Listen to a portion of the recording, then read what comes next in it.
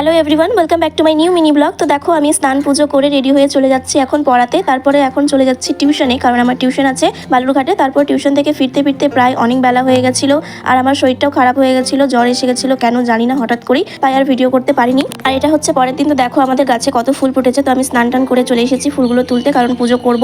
অনেকটা বেলা হয়ে গেছে, গপু এখনো শুয়ে আছে, ওকে তুলতে হবে, খেতে দিতে হবে। তো চলো আমি ফুলগুলো তুলে নিই, তারপরে ঠাকুর ঘরে যাই, গপুকে তুলতে হবে।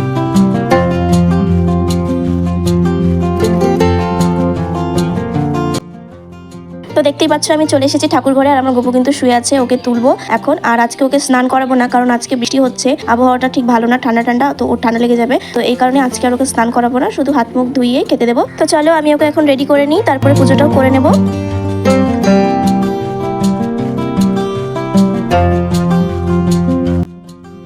তো আমার পুজো কমপ্লিট হয়ে গেছে। আজকের মতো ভিডিওটা এখানে এন্ড করছি। দেখা হবে নেক্সট মিনি ব্লগে। ততদিন সুস্থ থেকো, ভালো থেকো, টাটা।